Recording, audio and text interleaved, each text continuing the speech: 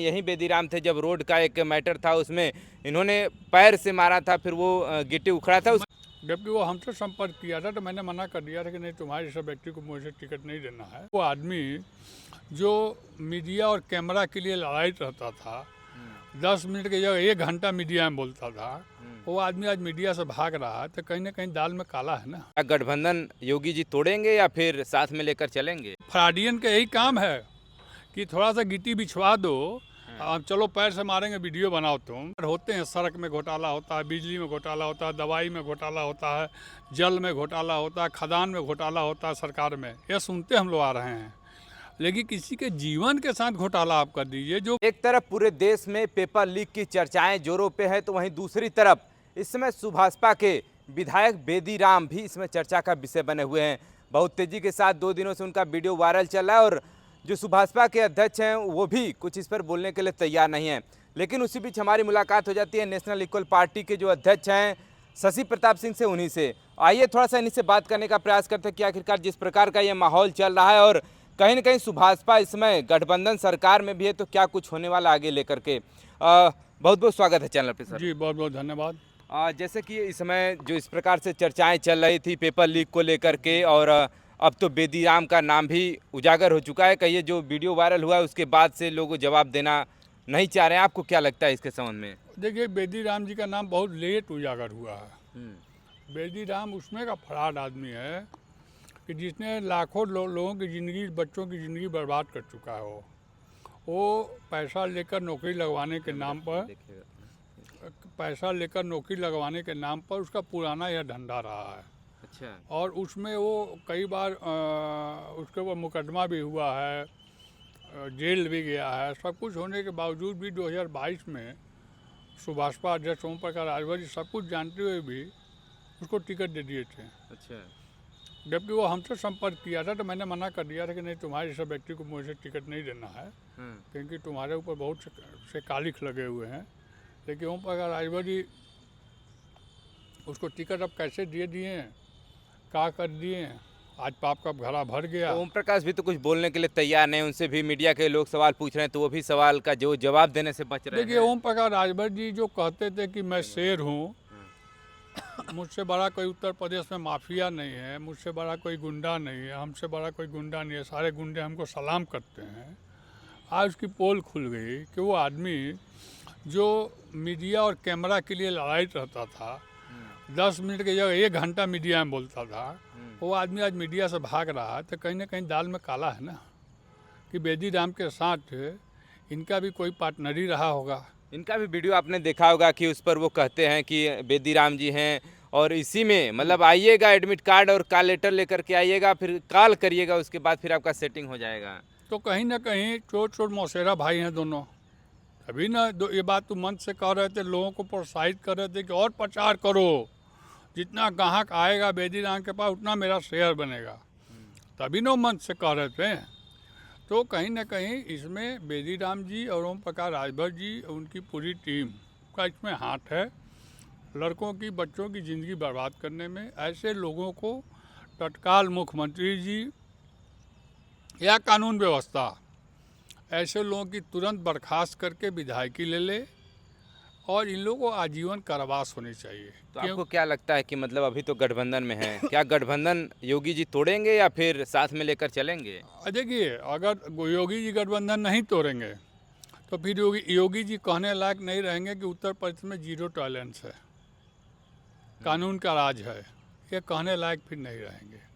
क्योंकि paper leak का मामला इतना तुल पकड़ लिया है, और पकड़ने वाली बात भी है कि उत्तर प्रदेश नहीं पूरे देश में जो बच्चे नीट की तैयारी करते हैं वो कई साल समय देते हैं उसमें, तब जाकर नीट के परीक्षा में बैठते हैं। और उसका पेपर लीक ही लोग, ऐसे बेदीराम जैसे लोग अगर पेपर लीक करा दे रहे हैं तो कितने लोगों की ज़िंदगी खराब कर रहे हैं। और वो बेदीराम जो कभी मुख्यमंत्री के साथ बैठ रहा है, कभी परिवहन मंत्री के साथ बैठ रहा है, कभी उप मुख्यमंत्री के साथ बैठ रहा है, कैबिनेट मंत्री के साथ बैठ रहा है, उसको अभी 3 दिन से हल्ला मचा है, अभी तक पकड़ा नहीं गया है। तो इससे साफ जाहिर है कि कैबिनेट मंत्री ओम प्रकाश राजभर जी ने उसको छिपा कर रखा है अपने प्रभाव में। ये वही बेदीराम थे और बेदीराम को ऐसे कोई जानता नहीं था, लेकिन यही बेदीराम थे जब रोड का एक मैटर था उसमें इन्होंने पैर से मारा था, फिर वो गिट्टी उखड़ा था, उसके बाद वो नहीं था। नहीं, उसके बाद से ही लोग बेदीराम को जानने लगे कि हाँ बेदीराम कोई है। बेदीराम जी ने अपने विधानसभा जखनिया में ठेकेदार से मांगा था कमीशन, अच्छा, समझे कि नहीं। ठेकेदार ने कहा कि मैं कमीशन नहीं दूंगा, आपको जो करना है कर लीजिए। इन्होंने धमकी दिया और डीएम होम तक गए। और जो रोड की बात आप बता रहे हैं, देखिए रोड दो प्रकार से बनता है, पहले कच्चा किया जाता है फिर पक्का किया जाता है, आप भी देखे होंगे। तो जब कच्चा था रोड हो और पक्का करना बाकी था, उस समय जाके गिट्टी को मार कैसे दिखा रहे हैं, आप बताइए। लेकिन वीडियो तो उसी समय वायरल हुआ, तो उसी हाँ, समय लोग सही आप बेदीराम कह को रहे हैं। जाने उसी समय। देखिए फ्रॉडियन का यही काम है कि थोड़ा सा गिट्टी बिछवा दो, आप चलो पैर से मारेंगे, वीडियो बनाओ तुम।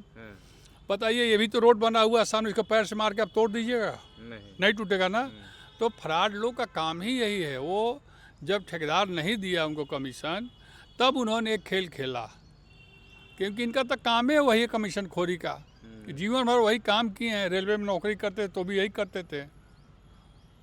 और आज पाप का घड़ा भरा ना जी। कहीं देर है तो अंधेर नहीं है, कभी ना कभी आपको आना ही पड़ेगा। आज पाप का घड़ा भरा और आप उसमें फंसे हैं। मेरी सरकार से ये मांग है कि अगर सरकार जीरो टॉलरेंस की बात करती है, कानून का राज की बात करती है, और विगत 3 दिन पहले कानून पास हुआ है कि जो भी पेपर लीक करते अब पकड़ा जाएगा उसको आजीवन कारावास होगी और 1 करोड़ जुर्माना लगेगा। तो इसकी शुरुआत बेदीराम से ही होनी चाहिए, तभी जाकर उत्तर प्रदेश की जनता कहेगी कि योगी जी का राज जो है, कानून का राज जो है वो सही है। नहीं तो यह कहा जाएगा कि यहाँ पक्षपात हो रहा है, अपने लोगों को ये लोग कुछ नहीं कर रहे हैं और दूसरे लोगों पर ये लोग चाबुक चला रहे हैं। चलिए थोड़ा सा अगर हम लोग उस दुख दर्द की बात करें, जिस प्रकार अगर इतने दिनों से आप जैसा आप भी कर रहे हैं, वैसे अमूमन होता भी है कि नीट की तैयारी करने लगभग 3-3, 4-4 सालों लोग लगा देते हैं अच्छा रैंक लाने के लिए, और कहीं पेपर लीक हो जाता है तो कहीं ना कहीं उस दुख दर्द को ये उस माँ का क्या होगा, उस बाप का क्या होगा जिसने ज़मीन गिरवी रखा होगा बच्चे को पढ़ाने के लिए बड़े संस्थानों में, जो गहना रखी होगी बच्चों को पढ़ा कर और नीट की परीक्षा में उतारने के लिए। उनके ऊपर आज क्या बीत रहा होगा कि कम नंबर वाला को लीक करा के पेपर पास करा देने का काम किया जा रहा है, जो पढ़ के मेरिट नंबर ला रहा है उसको फेल करा दिया जा रहा है। इसी तरह के बच्चे आत्मसाध में जाकर सुसाइड करने की स्थिति में पैदा होते हैं। मुझे बहुत तकलीफ़ है इस बात से कि घोटाले और भ्रष्टाचार होते हैं। सड़क में घोटाला होता है, बिजली में घोटाला होता है, दवाई में घोटाला होता है, जल में घोटाला होता है, खदान में घोटाला होता है, सरकार में। यह सुनते हम लोग आ रहे हैं। लेकिन किसी के जीवन के साथ घोटाला आप कर दीजिए। जो बच्चा बचपन से एक एम बनाए हुए ताकि मुझे नीट का परीक्षा देके पास करके डॉक्टर बनना है, वो व्यक्ति उस लड़के के साथ अब क्या बीतेगी, उसका मनोबल टूटेगा, फिर से पढ़ने में मन लगे ना लगे, उसका जीवन तो खराब हो गया है। ऐसे बच्चों से मैं यह कहना चाहूँगा कि फिर से बेटा तैयारी करो, तुम्हारी नौकरी होगी। और सरकार से मैं कहना चाहूँगा इसमें जो भी दोषी हैं, जो पकड़े जाते हैं, उनकी संपत्ति की जांच करके उनकी संपत्ति कूट करके और इस तरह के बच्चों को सब्सिडी के रूप में हेल्प करने की ज़रूरत है, ताकि शिक्षा जगत में आइंदा इस तरह का काम ना हो और जिन बच्चों का मनोबल गिरा है उन बच्चों का मनोबल बढ़े। चलिए बहुत बहुत धन्यवाद। देखिए नेशनल इक्वल पार्टी के अध्यक्ष हमारे साथ जुड़े हुए थे और बेदीराम का एक वीडियो वायरल हुआ, उसके बाद जो तमाम चर्चाएं इस समय नीट परीक्षा को लेकर के जो पेपर के लीक के मामले चल रहे हैं, इसके बारे में आप क्या सोचते हैं, कमेंट करके जरूर बताएं। क्या इस पर सरकार को और बड़े कानून को ला करके जो सख्ती लानी चाहिए या फिर नहीं, कमेंट करके जरूर बताइएगा। फिलहाल ऐसे तमाम इन्फॉर्मेटिव वीडियो आप तक पहुँचा देखने के लिए बहुत बहुत धन्यवाद।